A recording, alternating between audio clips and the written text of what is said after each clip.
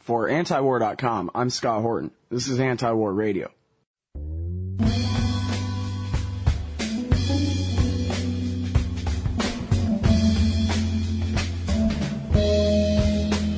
And introducing our guest today, the great Jim Bovard. He's the author of, well, let's see how many I can do off the top of my head here. The Fair Trade Fraud and the Farm Fiasco, Feeling Your Pain, Freedom in Chains, Terrorism and Tyranny, The Bush Betrayal, Attention Deficit Democracy, and probably about 4 or 5 more books than that. He's also a senior fellow at the Future of Freedom Foundation at FFF.org. Welcome back to the show, Jim. How the hell are you? Hey, Scott. Thanks for having me on. Hey, you know, it sounds like your accent's changing a little bit since you moved to Southern California. Oh, yeah, right. So are those Valley girls having a bad influence on you or what? Oh, man, I hope not. I'm waiting to see you start to use some of that Valley girl lingo in your show. Oh, man. Well, you know, if I do, hop on a plane and fly over here and smack me in the head. Well, you know, I think what I'd do, laugh instead of just cut loose with my laugh. Yeah, that would probably, you know, help with the reset there. I don't want to start talking like a Californian. I don't think I ever really had much of a Texas accent in the first place, did I? No. It was, you know, I was a bit surprised when you said you were from Texas because I always figured you were more like an Arkansas kind of guy. Oh, thanks a lot. That's very good, Jim. All right. Well, listen, as always, I appreciate you putting off getting to the hard liquor until after the interview today. Well, you know, it's a sacrifice, but for your show, it's worth it. All right. Well, I sure appreciate it. Okay, now listen. Here's the thing. These Democrats hate freedom a lot, don't they? Well, the ones with the power, anyway. Well, you know, I don't know if they hate freedom, but they certainly do like power. Yeah, well, those things are opposites. That's the problem. The more of the latter they got, the less of the former for me. And this is what worries me is this mandatory national service. Now, I got to admit, it only worries me a little bit because AmeriCorps and all that to me always seemed like such a joke that it's kind of hard to be frightened of. I don't like the premise behind it, of course, but anyway, go ahead, tell the people about AmeriCorps as it existed under Clinton, under Bush Jr., and then tell us about what the Obama team is trying to do here. Well, the Obama team just ran through a bill through Congress called the GIVE Act. It's going to triple the size of AmeriCorps from 75,000 to 250,000 members. The GIVE is an acronym that stands for Generations Invigorating Volunteerism and Education Act. I think this is the Capitol Hill version of a circle jerk. But it's a very pious act, and so therefore it was very popular with the kind of people who love big government. And you know, I've always been puzzled why AmeriCorps is so popular in D.C., but I think a major reason is because it puts a big smiley face on the federal government itself, because it makes the government look like this giant engine of good deeds, and it kind of wipes away all the bitter memories of FEMA or the farm subsidy outrages or the public housing projects. Maybe even it can even brush aside the news of the latest torture scandal. Because it's all selflessness and happiness. It is quite a smokescreen. And I think you're right. That probably is the thing that they like about it the most. Is it's kind of like the mobster giving out turkeys on the corner before Thanksgiving, that kind of thing. Yeah, and it's something, you know, it's also turning into a slush fund for a lot of nonprofits because they get this huge amount of free labor from the federal government which they can use to prop up and expand their operations. But the thing that fascinates me about AmeriCorps is you look at the actual details of what it does, and yet it still gets respect. Because, for instance, under the Clinton administration, AmeriCorps members ran a program in Buffalo that gave children $5 for each toy gun that they brought in, as well as a certificate praising their virtue for not playing with toy guns. In San Diego, AmeriCorps members busied themselves collecting used bras for a homeless shelter. Down there in Los Angeles, AmeriCorps members are foisting unreliable, ultra-low flush toilets on poor people. That was the Clinton administration. Nowadays, so it's not quite the Hitler Youth. Well, yeah, I mean, it didn't have quite the same sheen to it. But I was looking at some of the recent reports and stories, and nowadays, what AmeriCorps is doing up in San Francisco, AmeriCorps members are busying themselves mediating elementary school playground disputes. You know, it's really hard to imagine how the schools could get along without those guys and women in their gray shirts and gray hats saying, just telling kids not to imitate the Three Stooges. Well, and it seems like, you know, if these kids who join up are actually the kind of kids who want to spend free time volunteering, it seems like if they were volunteering within any organization other than the national government, they could probably be put to better use, actually helping somebody, you know? Well, true, but I mean, there are so many different levels of fraud with this program, and this whole notion that they're volunteers is the first fraud out of the gate, because the average, they're being paid at an annual rate of around $15,000, which is not that high, but it's sure as heck not volunteering. Almost 90% of former AmeriCorps members go to work for the government agencies afterwards, or for nonprofit groups. So it's sort of like their time in AmeriCorps is often like a paid internship. And then they become parasites for life. Well, they end up doing good deeds for their life at other people's expense. Yeah. But there was, looking at some of the other programs that AmeriCorps is up to recently, there was a program in Oswego, New York, where AmeriCorps set up a donation bin to gather used cell phones for victims of domestic violence. I mean, this is the kind of program that America can't get by without. In Florida, AmeriCorps members in the Women in Distress program organized a poetry reading on the evils of domestic violence. Out in Montana, AmeriCorps members carried out a book drive to encourage people to give their books to be sent to Cameroon. Like, that's going to make a big difference. It probably had more effect making people feel virtuous in Montana than spreading literacy in Africa. There was a program down outside of Baton Rouge where AmeriCorps members are recycling prom dresses, where they're out there trying to get people, they're partnering with the junior league down there, trying to get people to give their old prom dresses to donate to high school girls. So across the country, AmeriCorps does a lot of puppet shows. Puppet shows. This is something which they have always relished since they were created in 1993. Out in Springfield, out in the Midwest, AmeriCorps members don puppets to edify 3-year-olds at the Little Angels Child Care Center on the benefits of smoke detectors. Yeah. I mean, it's just, thank God for Uncle Sam. Well, now, how much money is spent on this, and where does it actually go most of the time? Right now, the budget's getting up to around close to, I think, $1 billion a year. I don't have that number at my fingertips, and I might be off on that a bit. But the thing about AmeriCorps, it's not so much the budgetary cost, because what is happening is that a lot of the former AmeriCorps members have joined activist groups where they're basically pushing for pro-government activism, trying to change the image of the federal government. And I also want to say there are some AmeriCorps members who work hard and have helped people who they deal with. There are some individual AmeriCorps programs, which I would not have a lot to criticize on principle. Whether or not we have any need for the federal government to be paying people to pseudo-volunteer is a whole other question. Yeah, well, what about corruption, actually, like inside the programs? People, it sounds like the kind of thing where it's basically just a cash cow for certain bureaucrats, and it's so far probably, I would think, off the radar screen of most of the rest of the government, like the Justice Department isn't sending Inspector General types over there to check their books all the time or anything.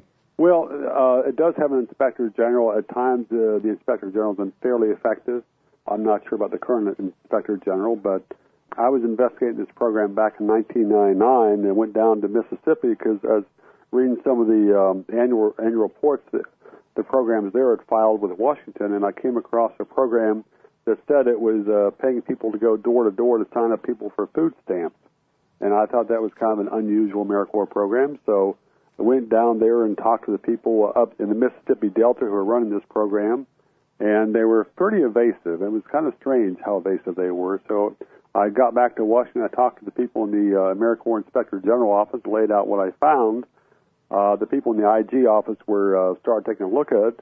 It turned out that what the program was actually doing, it was stacking the payroll with ghost employees. And you found that out and turned that over to the Inspector General guy? I didn't find out that they were stacking the payroll with ghost employees, but I made a lot of notes, and I'd done some digging before I went down there, and I just kind of laid out to the Inspector General and the Assistant Inspector General what I'd come across down there, and I just said, this is real fishy, and then they started digging. I think the FBI looked into it too, and the head of the program, the director of the program, was convicted on 15 felony counts and sent to prison in 2002. But AmeriCorps was tainted from the get-go. Back in its early years, Its members were often used for backdrops for photo opportunities. When President Clinton would arrive on the tarmac when he was traveling around the country, they were, in the early years, they were often involved in political advocacy or petitioning. The Acorn Group got over $1 million from AmeriCorps, and there were a lot of questions how it was used.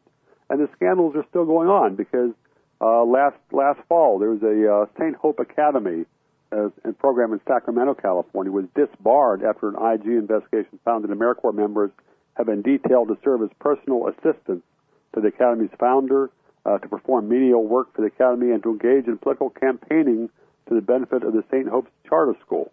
It sounds like we'd be at least, if not better off, we'd be right where we were if they all did nothing but pad their roles with ghost employees, The rest of this sounds like just a big joke. And I was saying earlier, part of the reason this is popular is because it helps change, it polishes, it burnishes the image of government. Something which AmeriCorps headquarters does is encourage local programs to organize AmeriCorps for a day event with elected officials, which helps them get them on board as supporters. One thing that's happened a number of times is AmeriCorps has had these various house building projects, and a congressman or a bunch of congressmen will come by and hammer a few nails, and then AmeriCorps or the local group will issue a press release naming and praising those members of Congress as pillars of virtue. Yeah, well, and you say in your article here, which I guess I didn't mention, it's National Disservice at the American Conservative Magazine's website, amconmag.com, National Disservice.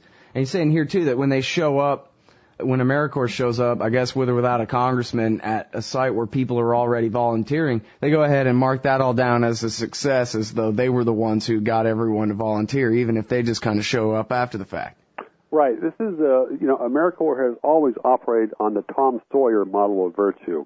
It's some people getting paid to sway other people to work for free. Yeah, well, it sounds reasonable enough. That's what I would do.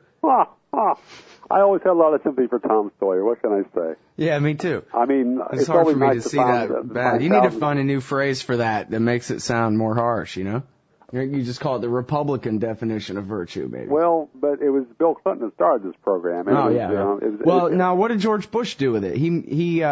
I guess all the stuff you're mentioning here is just sounds like the ball's been rolling steadily along. But did George Bush do anything to expand or contract? Yeah, George Bush expanded the program a lot right after 9/11. George Bush talked about expanding AmeriCorps as if it would be like a counterpunch to Osama bin Laden. To prove how free we all are. Right. There was a lot of stuff in there. Bush hyped it. There was Bush's first AmeriCorps chief, Leslie Lankowski. About a month after 9/11, he told AmeriCorps members that, quote, the daily duties that you perform will also be helping to thwart terrorism itself. And he said that AmeriCorps members, that their efforts are, quote, as important to our nation's security and well-being as the actions of American troops at that moment fighting the Taliban in Afghanistan. And he was talking about the puppet shows, right? Well, I mean, he wasn't going to put them all in camouflage on the street corner or anything. Leaving that for Obama? I'm not sure if Lankowski specified which AmeriCorps activities he was thinking of at that moment. But I'm hoping it was the puppet shows, because see, here's my problem is when we get to Obama years, now they're talking about making this thing, here's the magic word, quote, it's right here, I'm reading it with my eyeballs, required. And this means for every kid or everybody or what? What is this? Well, this is something that they're hinting at this point, but this GIVE Act calls for a congressional commission on civic service, which will consider the effect on the nation if all individuals in the U.S. were required to perform a certain amount of national service.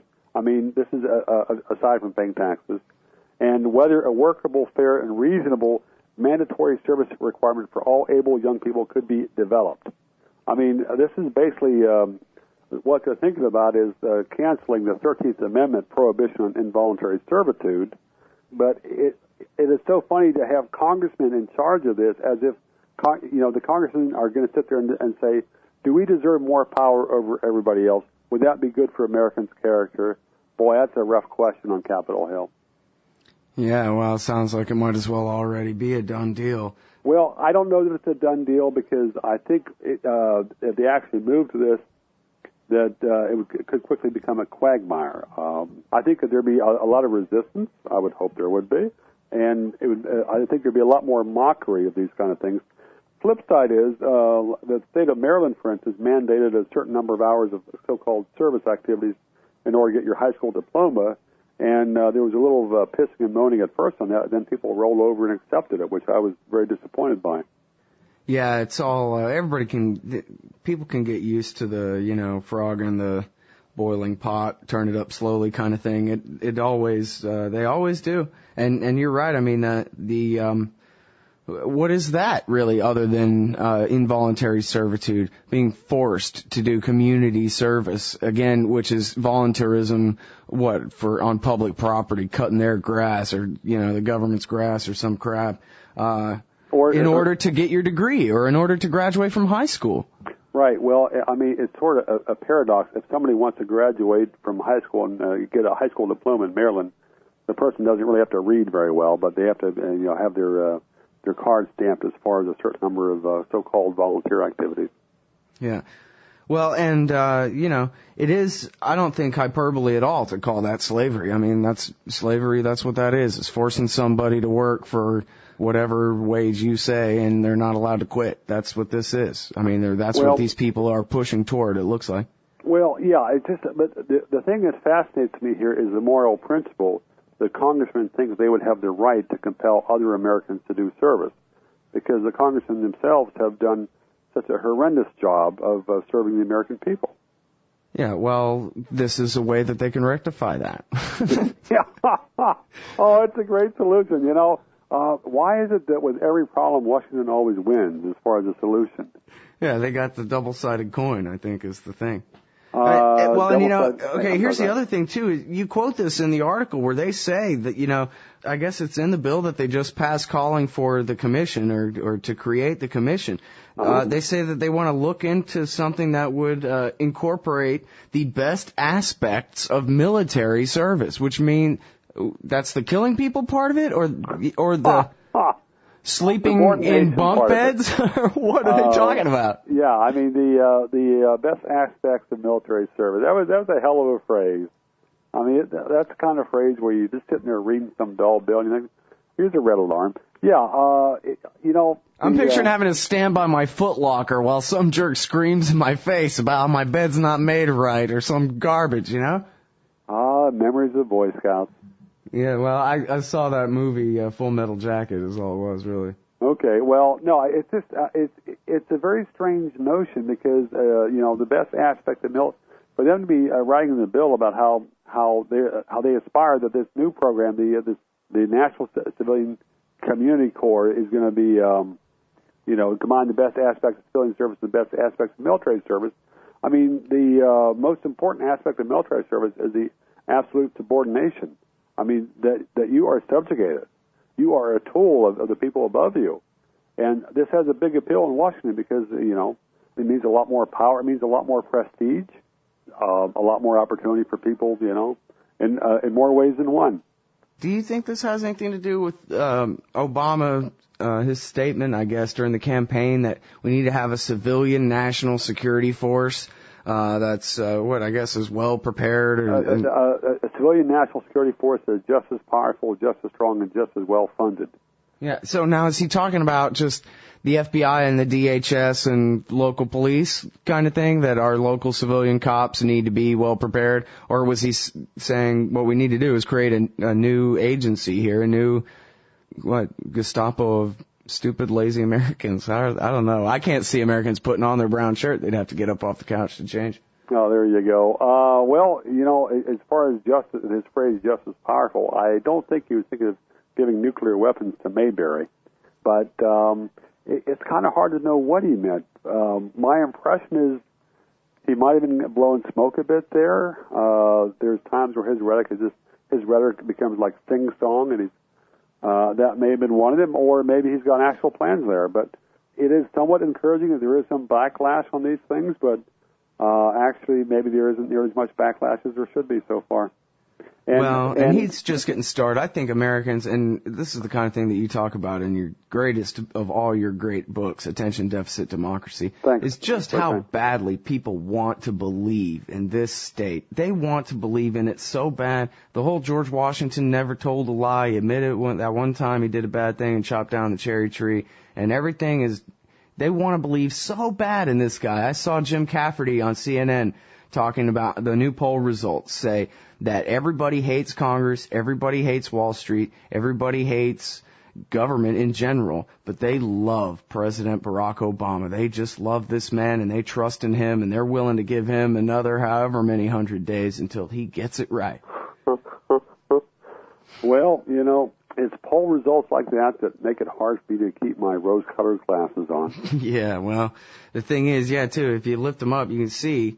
Although, you know, if you polish them just a little bit and focus on that, it does seem like if everybody's basically completely fed up and the economy is bad and getting worse, and, you know, obviously whatever government is doing about that is only making that worse, maybe that hate will start to infect his aura of savior and hero and all that. I mean, George Bush was at 90% there for a little while, but people finally turned on him.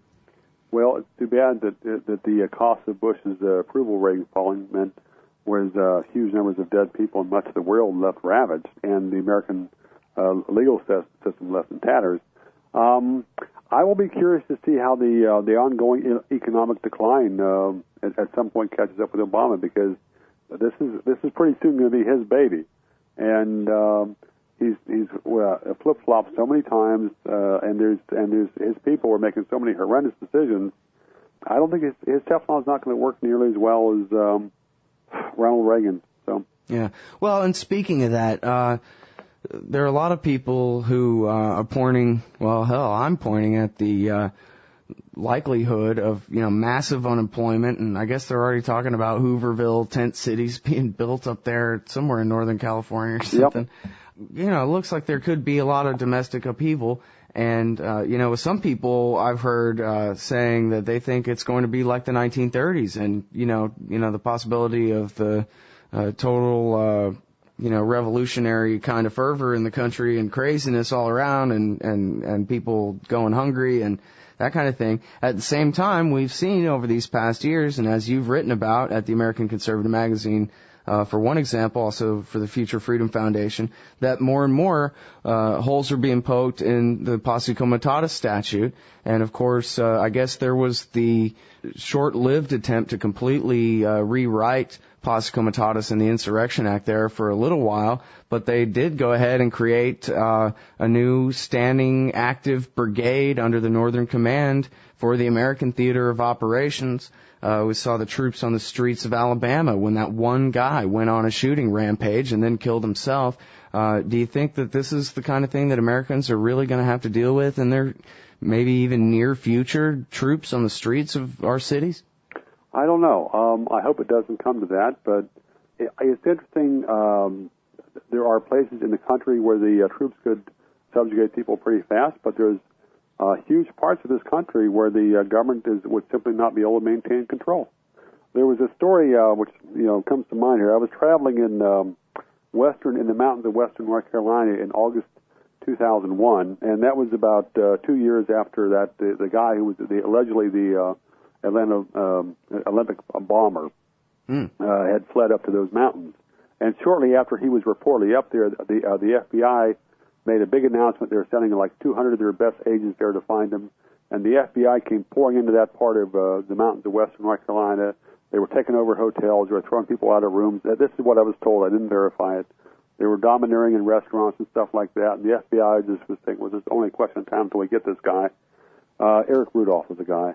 Mm-hmm. And FBI was there for a long time and never got him. And they finally cowered away with their tail between their legs, but the media, of course, didn't bother reporting that part. But and Eric Rudolph was eventually caught by some deputy sheriff who he ran into one of the back roads up there. But that's a story that symbolized to me that there are a lot of places in this country where the government can come in with massive force and they will not get obedience. They might not be shot at, but it's the same as true up in a lot of parts of Idaho. What happened when they went in to get Randy Weaver? I mean, they were. Yeah, I was going to say, Alan Bach's book, Ambush at Ruby Ridge, talks about that quite a bit in that book. Yeah, I mean, where he went and talked to the people at the local restaurants and that kind of thing, and they said these guys came in here like Germans.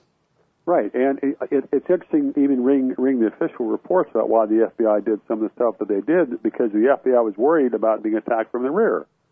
There was a gun rights rally I spoke at in D.C. in 1994, and there was a guy who spoke shortly before me from Pennsylvania, and he had one of the best lines I ever heard at a rally like that.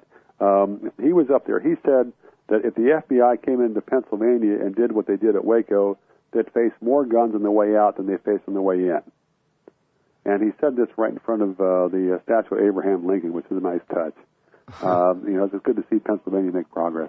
But I think that the government, that the people in Washington who might be making those kind of decisions would likely greatly exaggerate how much obedience they would get in much of this country. Because once you get outside some of the big urban areas, people aren't going to roll over. Yeah. Well, and I really resent Glenn Beck doing all this fear-mongering and all this, predicting these kinds of things as best he can. And never mind the fact this is all his fault, that it's the empire that he made his millions championing that's brought this country to bankruptcy. And now he wants to turn around and be, Mr. Populist hero guy and get, every angry white guy out of a job. I don't see it as, on the side of liberty, on the side of the Constitution, the side of sound money and sound principles or anything like that. It's simply, just a bunch of, exploiting people's fears for his own gain. And I think that's just one example. I'm picking on him because I hate that guy. But, there's a million people like that trying to predict apocalypse and make it that way. And I don't want to be like that and promote the idea, because I think that, there's still a lot of wealth in this country. And it seems like we all ought to be able to stay fed no matter how bad the depression gets here, over a few years. But, right. Well, and I mean, a big difference between the 1930s and now is that the people are starting out far more people are far more affluent at the start than they were in 1929. I mean, there's the people have got a much bigger cushion in some ways, not necessarily as far as cash in the bank, but just as far as other assets or other situations. So yeah, well, let's just hope that the government will allow people to take care of each other to a degree that we won't need, quote unquote, massive intervention by them. But, if there's a lot of Hoovervilles around, they're going to be occupied by National Guard troops and stuff, and it's just going to be that way. Well, I would think that this is the kind of thing that's risky for the government, because if the government comes in domineering, in some places there's going to be, if the government comes in heavy-handed, there's going to be a heavy-handed response.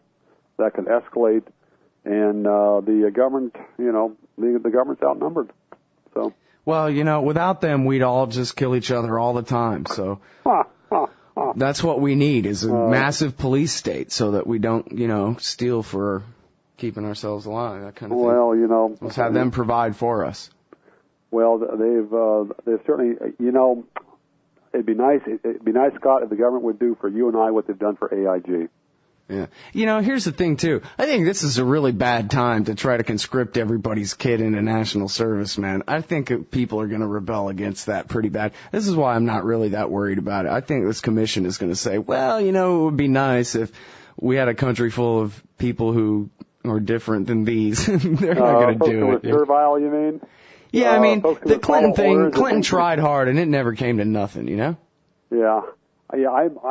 I think it'd be awfully damn hard for him to move forward with this. But then again, you think back to the immediate aftermath of 9/11 and the public approval rate of government, the number of people that trusted government doubled overnight after 9/11 in the first week or so. Yeah, even though the worst disaster ever just happened on their watch. Yeah. I mean, it's just, that made me trust them a lot too. Yeah, well, I never understood that. Yeah, that was one of the great mysteries of the new century. So what can I say? Yeah. All right. Well, I'm going to let you go, Jim. I know you got to go. I appreciate your time on the show today. Hey, Scott, thanks for having me on. And I'm happy that California has not corrupted you. Oh, well, I just got here. We'll see. 4 or 5 years. I still don't make enough money to be corrupt, man. It doesn't cost that much. Maybe someday. Yeah, we'll see. We'll see. Everybody's got a price. I haven't really been tested yet. Well, all right. Well, I'm sure you'll pass. All right. Hey, thanks a lot, Jim. Hey, thanks, Scott. All right, but that's Jim Bovard. He's the author of Attention Deficit Democracy, which is really great. It really, really, really is. Man, you got to go and get Attention Deficit Democracy. He also wrote The Bush Betrayal, Terrorism and Tyranny, Feeling Your Pain, Freedom in Chains, The Farm Fiasco, The Fair Trade Fraud. His website is jimbovard.com. He also writes at the American Conservative magazine, where he's got his current article, National Disservice, and you can find him also at the Future Freedom Foundation, FFF.org. And we'll be back right after this.